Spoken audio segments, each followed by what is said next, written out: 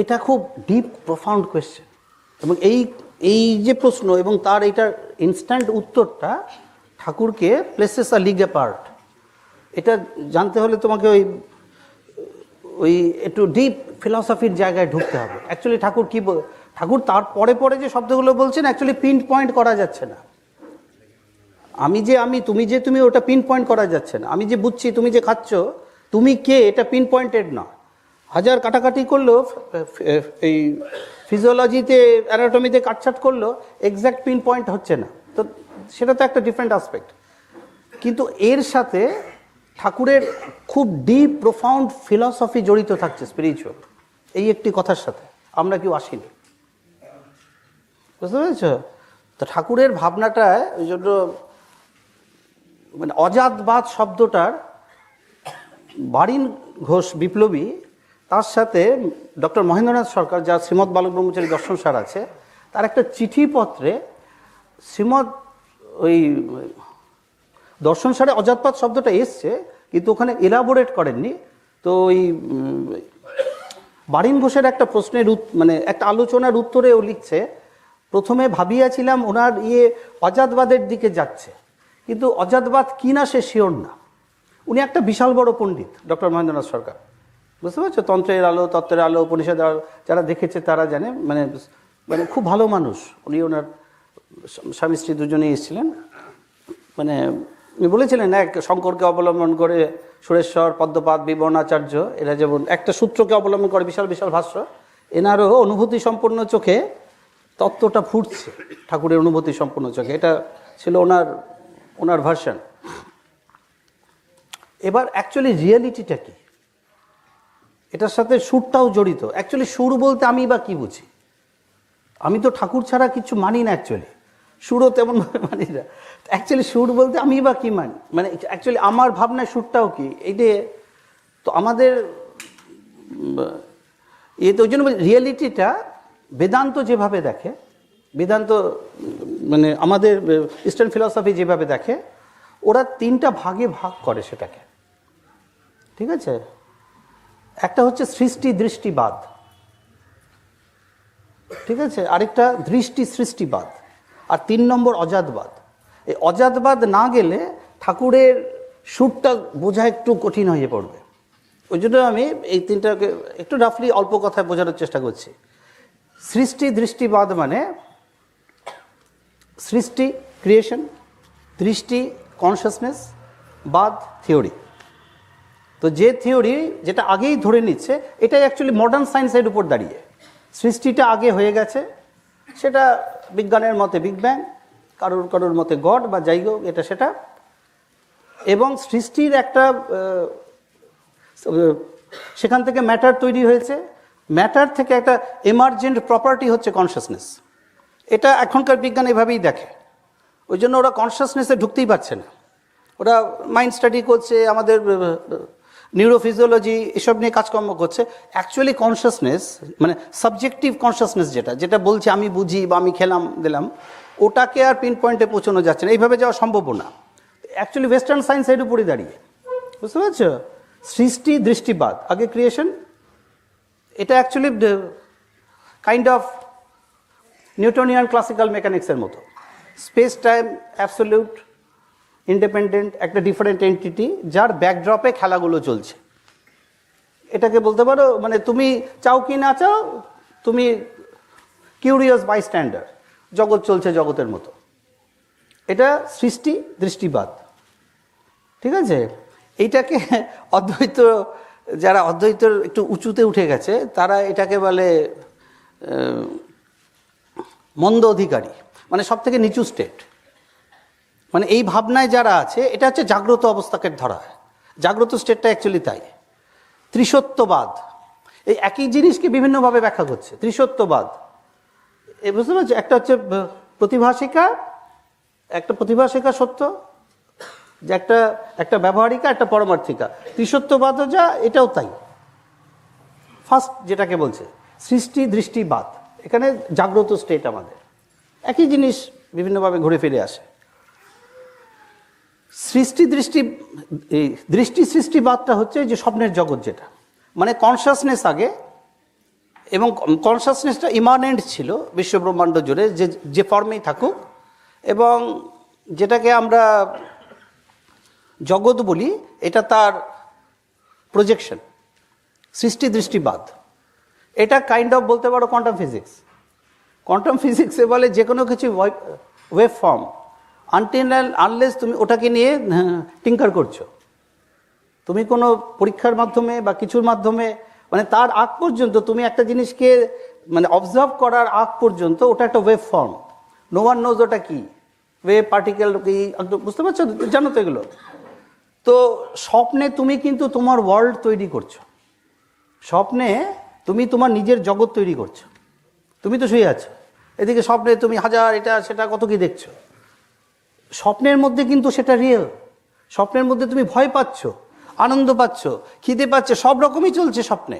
ওটা কিন্তু স্বপ্নের সময় রিয়েল, জাগার পর তুমি বলছো সেটা that was a dream, that was Unreal. তো স্বপ্ন চলাকালীন কিন্তু তোমার ওই ব্যাপার নেই, দ্যাটস রিয়েল, তাই তো? তো এটা হচ্ছে সৃষ্টি, এই দৃষ্টি সৃষ্টিবাদ। আগে দৃষ্টি, তোমার জগৎ তুমি তৈরি করছো। এখানে ঠাকুরের আরেকটা ইন্টারেস্টিং, ওদের যে এটাকে বলে দ্বিসত্যবাদ, ওটা হচ্ছে ত্রিসত্যবাদ, প্রতিভাসিকা, ব্যবহারিকা, পারমার্থিকা। এটা দ্বিসত্যবাদ।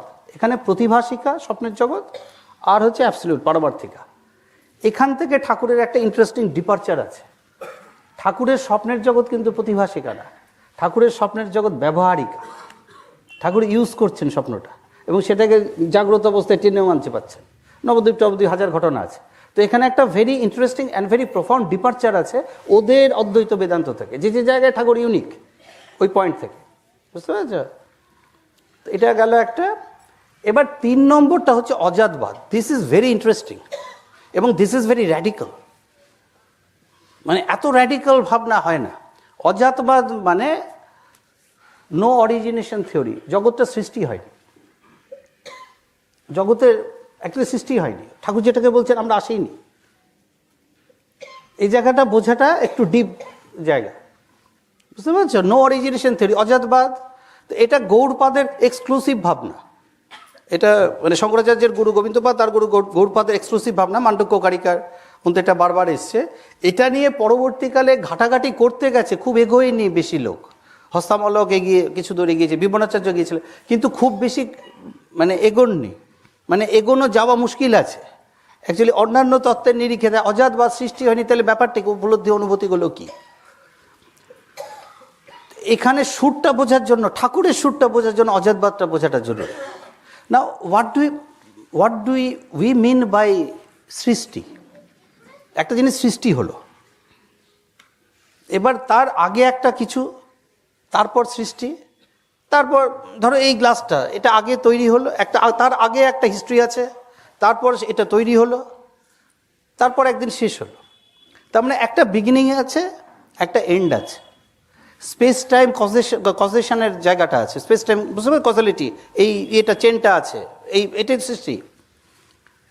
এবার অজাতবাদ দিয়ে যারা সিরিয়াস ভেবেছে, আমাকে নিয়ে গিয়েছিল আমাকে ওই হর্ষিলের ওই দিকটায়, ওই উত্তরকাশীর ওই দিকে, ভাগীরথীর কিছুটা দূরে তিহার বলে একটা গ্রাম আছে, ওখানে তার থেকে আরেকটু রিমোট জায়গায়, মানে ভাগীরথীর তীরে আরেকটু তিহার ছাড়িয়ে, ওখানে মানে জড়ো হতো যোগী বড়, এটা পাশপদ্য শৈব যোগী, খুব ভালোবাসত, এখনও খুব যোগাযোগ। এখন আমার যাওয়া হয় না, মাঝে মাঝে ওরাই আসে।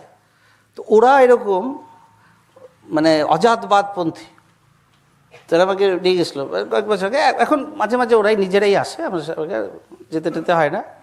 আমার মনে আছে সোমেশ্বরানন্দ সরস্বতী বলে চিন্ময় মিশনের একজন আমাকে ফলো করেছিল, আমার সাথে আমার কাছে কয়েকজন ছিল। তো ওখানে যেহেতু অন্য লোক অ্যালাউ করে না, ওদের মতে ওটা হচ্ছে উত্তম অধিকারী, যে এই সৃষ্টি দৃষ্টিবাদে আছে, তারা অত্যন্ত নিচু চেতনার।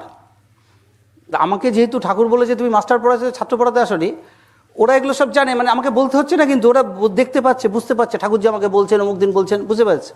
ওই থেকে ওরা এই নিচের দুটোকে আসতে দেবে না। এটা হচ্ছে মানে মন্দ অধিকারী, যারা সৃষ্টি দৃষ্টিবাদে আছে, এই জগতের লোক, এর বেশি ভাবার ক্ষমতা নেই।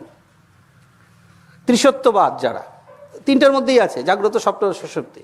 মাঝেরটাকে বলে মধ্যম অধিকারী,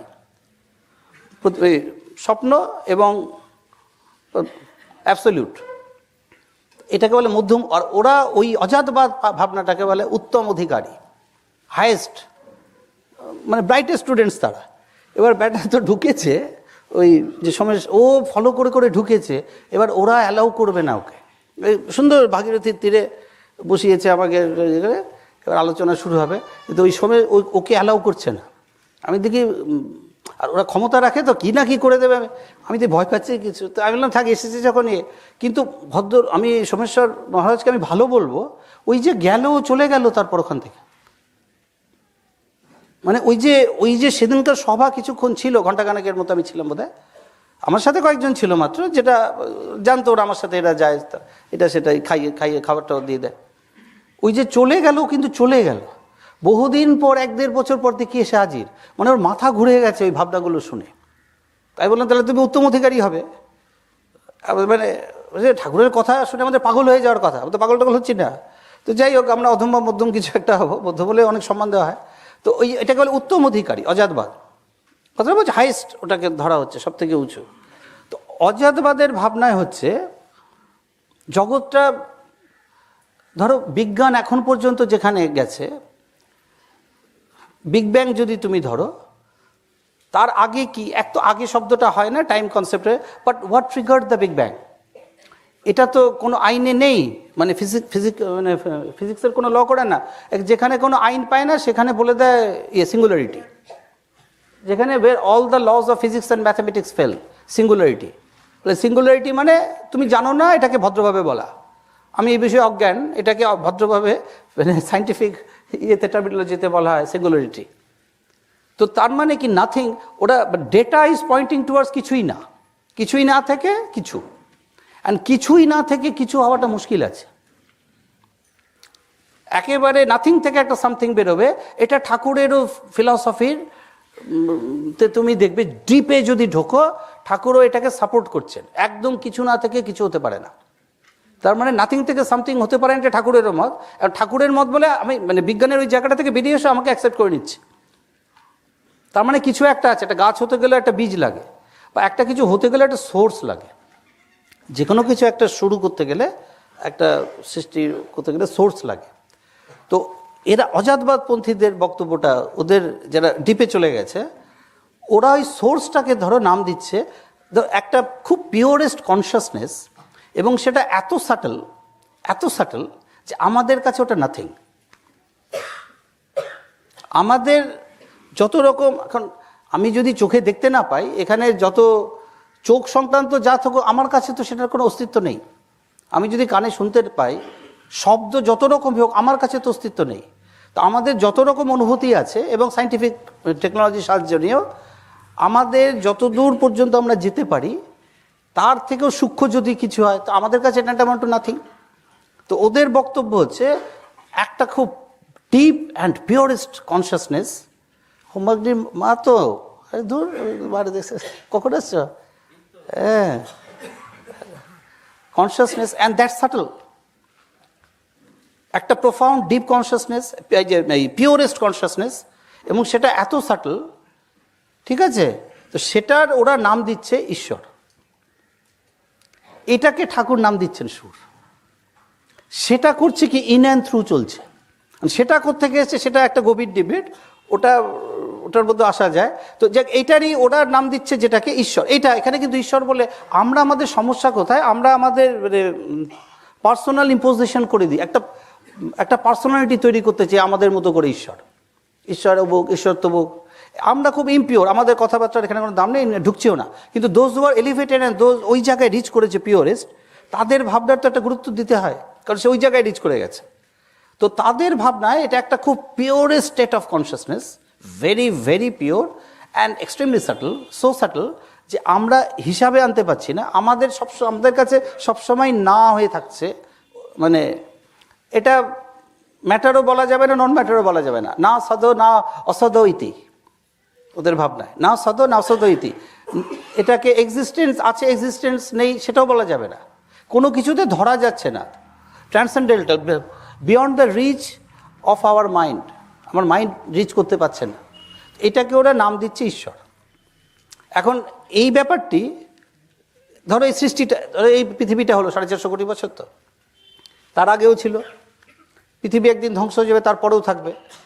ইট রানস ইন অ্যান্ড থ্রু।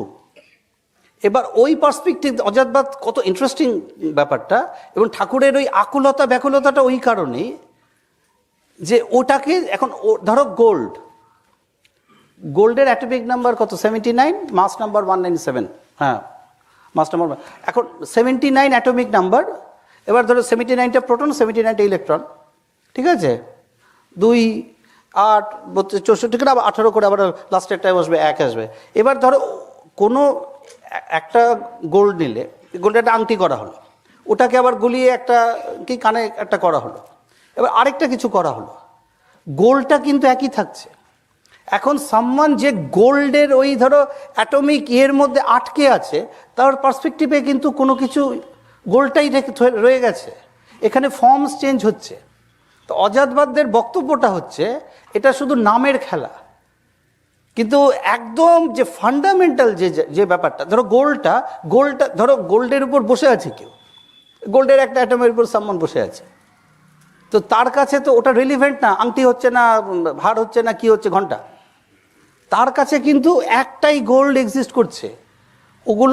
ওগুলোর ফর্মটা বোঝার জন্য যে ধরো মানে স্থূল জায়গাটা যায়, সে জায়গাটা ওদের রিচ করার দরকার পড়ছে না।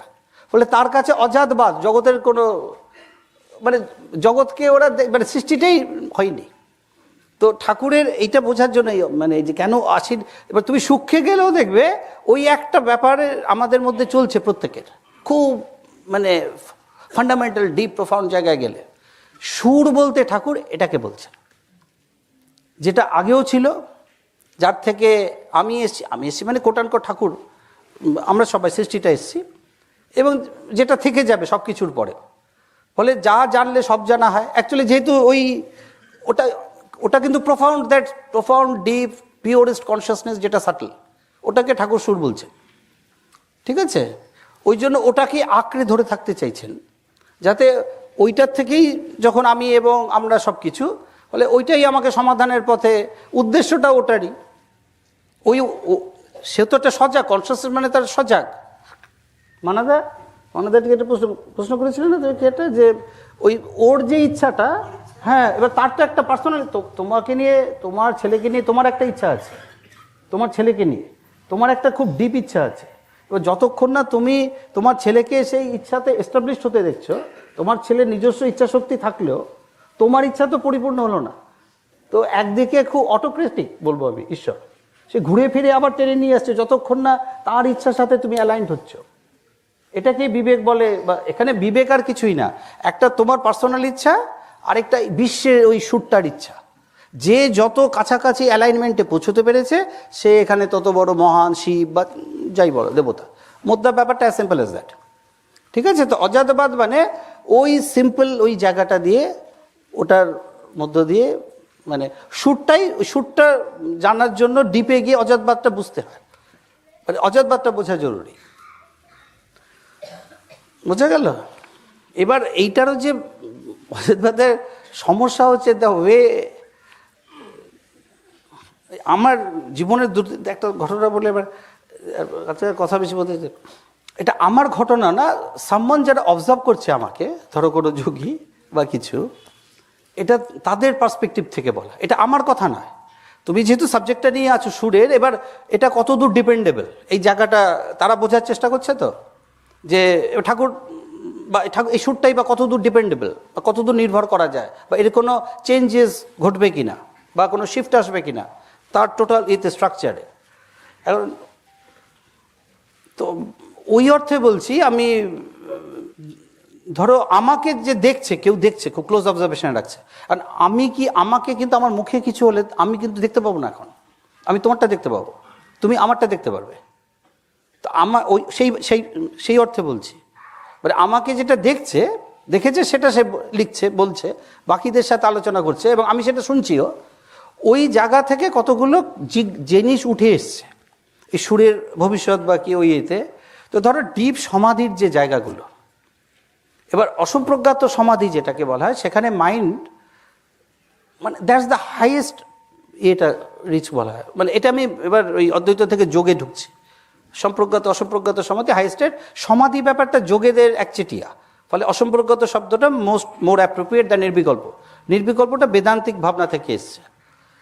ওখানে ওদের মোদ্দা ব্যাপারটা হচ্ছে মাইন্ড স্টাফ, মানে মাইন্ড স্টাফ যেটাকে আমরা চিত্তবৃত্তি যেটাকে মাইন্ড স্টাফ বলা হয়, সেটাই মোদ্দা গণ্ডগোলের ব্যাপার।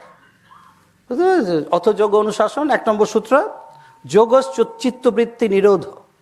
মাইন্ডটা এত মানে টার্বুলেন্ট হয়ে আছে, এত মাডি হয়ে আছে যে আমরা তলাটা কিছুই দেখতে পাচ্ছি না। মোদ্দা ব্যাপারটা মাইন্ড, এনিথিং এখানে মাইন্ড জরুরি। এখানে যে কমিউনিকেশনে যে কোনো, এখানে তোমার এই জগতের অস্তিত্ব আছে মাইন্ডের জন্যই। তুমি তাকিয়ে আছো কিন্তু মাইন্ড অ্যাটাচ করোনি, তুমি কিন্তু দেখতে পাবে না। আমরা বলি অন্যমনস্ক, এই কী দেখছিস বা কী দেখছো, তাকিয়ে আছে কিন্তু শুনছি, কিন্তু মন অন্যদিকে তো শুনতে পাচ্ছি না। তো তার মানে কান কাজ করছে, চোখ কাজ করছে, সবই করছে, আনটিল অ্যান্ড আনলেস মন অ্যাটাচড হচ্ছে, ওইগুলোর কোনো অস্তিত্বই নেই। এইভাবে যদি দেখতে দেখতে যাও, জগৎটা আছে অ্যাজ লং অ্যাজ তোমার মাইন্ড আছে। মধ্যে ব্যাপারটাতে মাইন্ড এক্সিস্ট করছে বলে। ওই জন্য ওরা দেখলো কি, যোগসূত্রের ঋষিরা, পতঞ্জলি ওগুলোকে কম্পাইল করলো 195টা সূত্র। মধ্যা সমস্যাটা মাইন্ডে, we have to go deep down, মানে ওই মাইন্ডের মধ্যে ঢুকতে হবে। এবং তারই উপরিয়ে ওটাকে, মাইন্ডটাকে বলছে চিত্তবৃত্তি। এবং ওরা বলছে মাইন্ডটা খুব টার্বুলেন্ট হয়ে আছে। টার্বুলেন্ট হওয়াতে আমরা আমাদের স্বরূপটাকে দেখতে পাচ্ছি না। খুব সায়েন্টিফিক আমি বলবো, ঠিক আছে? তো অত যোগ শাসন, ঠিক আছে? যোগ চিত্তবৃত্তি নিরোধ। যোগ মোদ্দা একটা লাইনের উপর দাঁড়িয়ে, চিত্তবৃত্তিকে নিরোধ করা, করে দেওয়া। 3 নম্বর সূত্র করলে কি হবে? তদাদ্রষ্ট স্বরূপে অবস্থানম। তুমি যদি করে ফেলতে পারো, তুমি তোমার আসল আমিটাকে চিনতে পারবে। কাম অ্যান্ড কোয়াইট হয়ে গেছে দ্য সারফেস অফ দ্য লেকের জল একদম ক্ল্যারিটি হয়ে গেছে, ক্রিস্টাল ক্লিয়ার। তুমি নিজেকে দেখতে পাচ্ছ বটমটা। আর যদি না করি বৃত্তি সারূপ্য মিতরত্রে, তুমি ছড়িয়ে যাবে, স্ক্যাটার্ড হয়ে যাবে, যেটাকে ঠাকুর ওই 2:85 বলছেন, ড্যামেজ হয়ে যাবে উইল ফোর্স।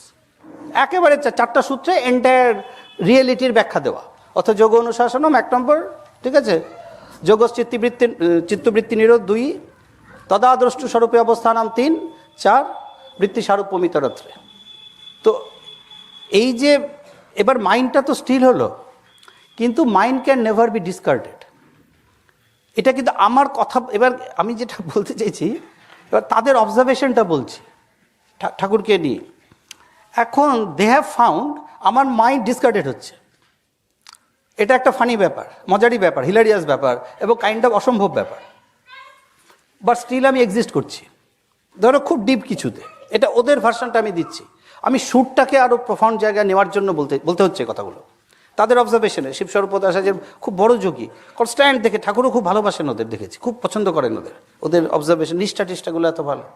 এবার মাইন্ড ডিসকার্ডটা করা যাবে না। তোমার মাইন্ড তোমার একটা ইনডিভিজিবল প্রপার্টি, তোমার অস্তিত্বের, মানে একেবারে আত্মার সাথে আপাতত জড়িত। স্থূল ওই সূক্ষ্ম শরীরেও দেখবে আত্মার ডেফিনেশনে ঠাকুর মাইন্ডটাকে রাখছেন। এবার মাইন্ড ডিসকার্ড হচ্ছে। এবার মাইন্ড যখন ডিসকার্ড হচ্ছে ওদের মতে, কিন্তু হ্যাঁ, আমি সুরেরটা বলার জন্য বলছি, আমার এক্সিস্টেন্সটা চলছে কিভাবে, মানে এই জগতের সাথে এক্সিস্টেন্সটা। ওখানে ওদের বক্তব্য, Thakur is lending his mind. Thakur lending his mind, ওই মাইন্ডটা দিয়ে একটা কমিউনিকেশন এস্টাবলিশড হচ্ছে। এই জগৎ বলতে পৃথিবী না, কিন্তু এই যে জগৎটায় আমরা পরিচিত, এই প্রকৃতি জগৎ যেটাকে বলে। এখন ঠাকুর যখন লেন্ড করছেন মাইন্ড, ওদের মতে একটা স্ক্যারি সিচুয়েশন তৈরি হচ্ছে ফর ঠাকুর। এখন এই যে অসম্প্রজ্ঞাত সমাধির তিনটা জায়গা, 3টা লেয়ার্স আছে। একটা নির্বস্তু, মানে সেখানে বস্তু লাগছে না। সে তো তুমি ডিপ কনসেন্ট্রেশনে বসলে তোমার বস্তুর প্রয়োজনই হচ্ছে না, আজ্ঞাচক্রের প্রয়োজন। বস্তু বলতে যেটা কারোর উপর তুমি যে মনটা রাখবে, লাগছে না। আরেকটা নিরোধ, মন বিকামস অ্যাবসলিউটলি স্টিল। ওকে, আন্ডারস্টুড। 3 নম্বরটা নির্বীজ। নির্বীজ মানে তোমার পাস্ট যে কোনো কিছু অ্যাসপিরেশনস, অ্যাম্বিশনস, ইচ্ছা অনিচ্ছা সব কিছুর বীজগুলো যে থাকে সে ওগুলো সব বার্নড আউট হয়ে পুড়ে গেছে মানে অস্তিত্বহীন অবস্থায় পুড়ে গেছে, পুড়ে গিয়ে অস্তিত্ব থাকতে পারে, পুড়ে গেছে। Whenever Thakur is lending his mind, ঠাকুরের রেকর্ড পয়েন্টটা টোটাল শ্যাটার্ড হয়ে যাচ্ছে, গোলটা থাকছে না, অ্যাম্বিশন থাকছে না। That was a very scary situation. তো ওই সময় ঠাকুরের ওরা বলছে যে ছোটবেলায় অনঙ্গকে বাঁচাতে গিয়ে সব চলে এসেছিল, তো এখানেও অনেকে চলে আসছে ঠাকুরকে বাঁচাতে, কারণ ঠাকুরের এক্সিস্টেন্স অ্যাট রিস্ক। ঠাকুর যে প্যাটার্নে চলেছেন এই প্রকৃতিটাকে মারাত্মক গুরুত্ব দিয়ে, ভয়ঙ্কর গুরুত্ব দিয়ে, ওটা ওই যার উপর দাঁড়িয়ে আছে তুমি অ্যাকচুয়ালি কি, তুমি অ্যাকচুয়ালি কালেকশন অফ মেমোরিজ। আমি যে বুঝতে পারছি বাবুদা, ওই দিনের ঘটনা, ওই পিঙ্কি, ওই বাচ্চাটা, ওই তোমার মা, কত স্মৃতি ছোটবেলা থেকে। তো এই মেমোরি পার্টটা যদি উড়িয়ে দেওয়া যায় তুমি তো ব্ল্যাঙ্ক। তো এবার ওই স্পেস টাইম কজালিটিটা নষ্ট হয়ে যায়। এবার ঠাকুরের যে রেকর্ড এবং ঠাকুরের যে পোস্ট, বিশ্বের উঁচু পোস্ট এবং যে goal, ambition, everything gets shattered and severely shattered and revocable, মানে ওটার চেঞ্জের মধ্যে আসছে না, মানে একটা পার্মানেন্ট জায়গায় চলে যেতে চাইছে। তো ওই ক্ষেত্রেই ঠাকুর ওই জন্য পরে টেকনিক নিলেন যে ওই 17তম করে, মানে ওই ত্রিগুণাতীতকে করে ঠাকুরের পার্ট ঠাকুরেরই ধরো মাইন্ড তাদের মধ্যে দিয়ে দিয়ে যদি কিছু রিফ্লেকশন করা যায়। এবং আপাতত ওটা একটা ওই কোনো মতে ওই বেড়া টেরা দিয়ে ঠেকিয়ে রাখে না, ওইভাবে ব্যাপারটা চলছে। কথাটা বলছে, ফলে ওটাও খুব প্রফাউন্ড জায়গায় নেই। অজাতবাদ কনসেপ্ট দিয়েও যদি যাওয়া যায় এটাও খুব সিচুয়েশন নয়, মানে খুব সেফ অ্যান্ড কাম বা একটা তোমাকে একটা সিকিওর জায়গায় নিয়ে যাচ্ছে সেটা নয়। That can also be shattered and that has been proven. কথাটা বলছো? তো ওই জন্য আপাতত যে এগুলো খুব ডিপ টেকনিক্যাল জায়গায় চলে যাচ্ছে। এরপর কোথায় যাচ্ছে থটটা, কোথায় যাচ্ছে? এবার কমিউনিকেশনের লোক চাই তো মাঝখানটায়, আমি তো থট দিচ্ছি, থট মানে চেতনাটা টুইস্ট অ্যান্ড টার্নস কোথায় নিচ্ছে, মানে ওটা জাস্ট লাইক এ চাইল্ড, কিন্তু মানে বাচ্চারও মন পাকা না, কিন্তু কনসিয়াসনেস তো আছে, বাচ্চা তো কাঁদছে, তার মানে কিছু না কিছু অ্যাক্ট করছে। তো ওইভাবে এই চেতনাটা কোথায় যেতে পারে খুব সাটেল লেভেলে, ওইটা তার বিবরণগুলো আসে। জায়গার বেশি ওই সুরটা মানে বুঝতে পারছো তো, সুর মানে সেই দ্যাটস পিওরেস্ট কনসিয়াসনেস যেটা ইন অ্যান্ড থ্রু চলছে। ওরা ওটাকে মান্ডক্যকারিকায় বা ধরো মান্ডক্যপুরুষের 7 নম্বর তো যেভাবে বলছে ওইভাবে হচ্ছে না, আরও ডিপ জায়গায় চলে। নান্ত প্রজ্ঞং না ভয় প্রজ্ঞং না ভয়ত প্রজ্ঞং না প্রজ্ঞং না প্রজ্ঞং না প্রজ্ঞং, বুঝতে পারছো? যে অগ্রাহ্য অলক্ষণ অলচিন্তনীয়ম, পরপর যে ভাবনাগুলো আসছে, শান্তম শিবম অদ্বৈত প্রপঞ্চ উপশমটা খুব কাছাকাছি যাচ্ছে। সামথিং যেটা আমাকে একটা সিকিউর জায়গা দেবে, অ্যাটলিস্ট একটা জায়গায় পৌঁছে দেবে, স্ববিজ্ঞ আত্মা, ওটাই আত্মা লাস্ট। তো ওই জন্য ঠাকুরের 2.85টা করে সূক্ষ্ম শরীর হিসাবে দেখে, আত্মাটাকে এক স্টেপ আর ভাবতে চেষ্টা করে ওইভাবে। যাক, অনেক বকেছি, সব ঠাকুর নিয়ে যতটা পারা যায় আঁকড়ে ধরে। আর এখানকার সমস্যা থাকবে 99% সমস্যা আমাদের ক্রিয়েটেড, এটা জেনে নেওয়া ভালো। প্রকৃতি আমাদের পিছনে লেগে আছে, আমরাও অত ইম্পর্টেন্ট না যে আমাদের পিছনে 24 ঘন্টা লেগে থাকবে, না। এটা ওয়ে অফ কর্মা, এটা 27টা পয়েন্ট আছে। মানে ইন্ডিয়ান ফিলসফি কীভাবে ইভেলকে দেখে এর উপর 27টা পয়েন্ট আছে। তা আমাদেরই তৈরি, এর ছাড়া ব্যাখ্যা নেই, অন্য কিছু ব্যাখ্যা আনাও যাচ্ছে না। এত দুঃখ কষ্ট যে আমরা ভুগি বেশিরভাগই, তবুও তার মধ্যে যতক্ষণ স্বাধীনতাটা দিয়েছে, বডি থাকলে সুবিধাটা কি, বুদ্ধি যদি খাটিয়ে চলতে পারো অনেক দূর বেরিয়ে যেতে পারে। বুদ্ধিটা যদি ঠিকঠাক শুভ থাকে এবং উৎসাহ থাকে, মুমুক্ষুত্ব, এটা খুব ইম্পর্টেন্ট। ঈশ্বর লাভের ইচ্ছা, মুমুক্ষুত্বটাকে খুব, ওরা যে বিবেক বৈরাগ্য 4টা পিলার ধরা হয়, ওদের মুমুক্ষুত্ব খুব জরুরি। পাগলের মতো burning desire to see God, meet God. হ্যাঁ, তো ওই জন্য মুমুক্ষুত্ব যদি আকুলের, এখন এটা তো উইজডম থেকে হবে, জ্ঞানটা তো উইজডম থেকে আসবে। ঠাকুর যে খুব জরুরি, এটা তো উইজডম থেকে লাগবে। আর আমরা ওইগুলো না জানলে উইজডম আসবে কোত্থেকে? আমাদের কাছে ঠাকুর ওই গ্লোরিয়াস চাকর বাকর, মানে গ্লোরিয়াস চাকর বাকর টাইপেরই, মানে এটা করে দাও, সেটা করে দাও, ওটা করে দাও, এটা করে দাও।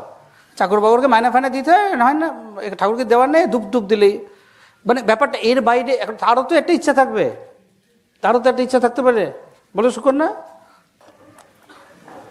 শঙ্করাচার্য অদ্বৈত বেদান্ত লিখে দেখে সব ভক্তগুলো হস্তামলক সুরেশ্বরাচার্য খালি বকবক করে, তখন ও তো অনুভূতি থেকে করেছে, ওর তো বিশাল মেধা আচার্য শঙ্করাচার্য আদি।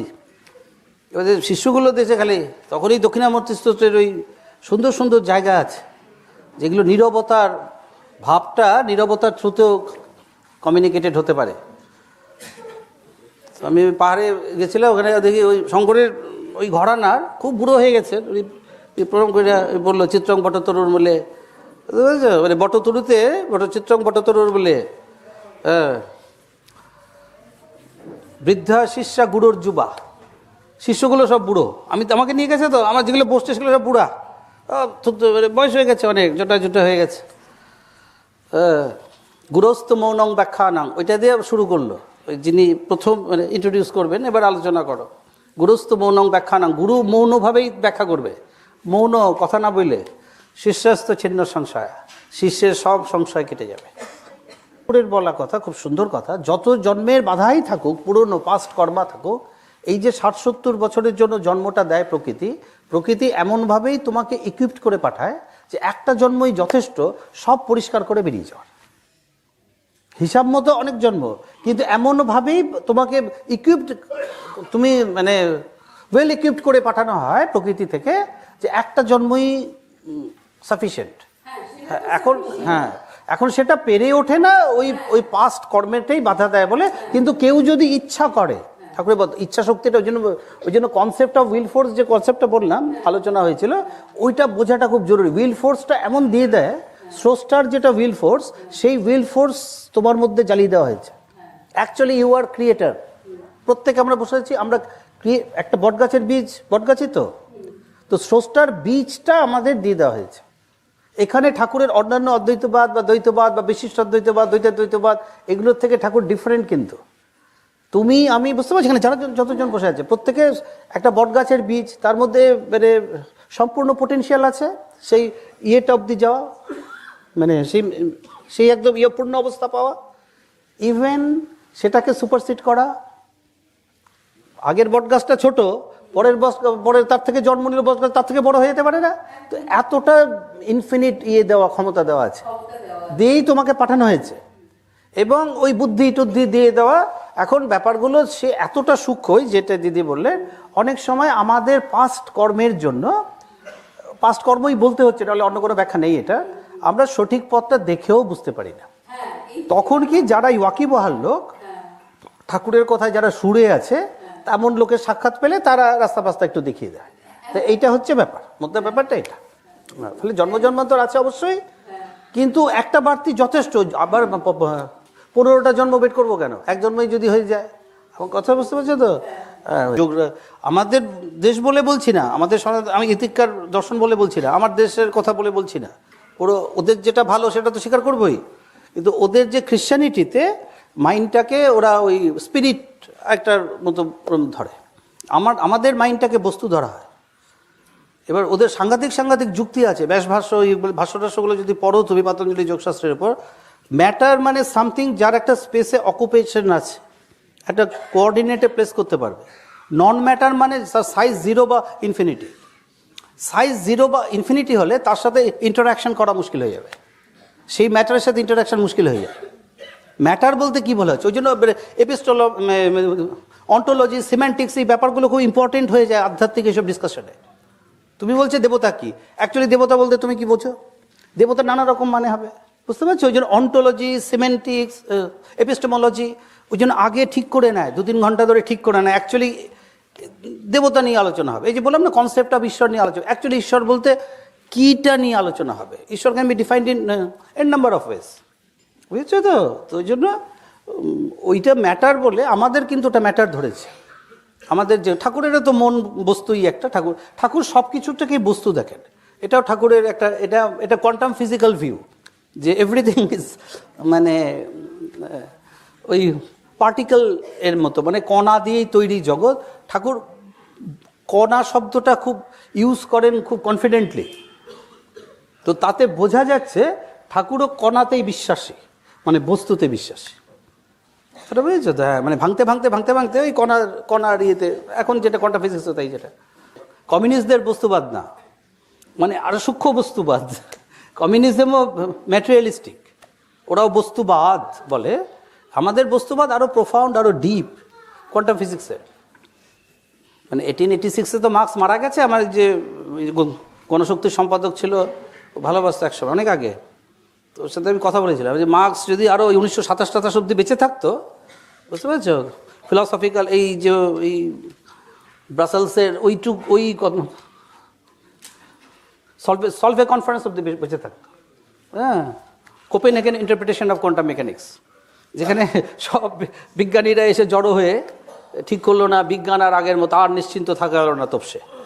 মানে যেটাকে আমরা এতদিন বিজ্ঞান বলে জেনে এসেছি, অ্যাবসলিউট অবজেক্টিভ, সেটার থেকে বিজ্ঞান অন্যরকম। আইনস্টাইন নিজেও মানতে পারছেন না যে গড কান্ট প্লে ডাইস, এই জাতীয় কথাবার্তা বলছে।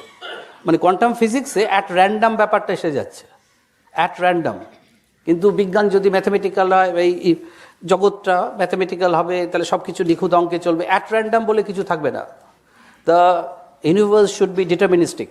ওই জায়গা থেকে শিফট এসে গেল। Copenhagen interpretation of quantum mechanics 1927 December বেলজিয়ামের ব্রাসেলসে হয়েছিল সলভে কংগ্রেস। মানে বিজ্ঞান অন্যরকম হয়ে যাচ্ছে। তো টপ এরা সব জড়ো হয়েছিল।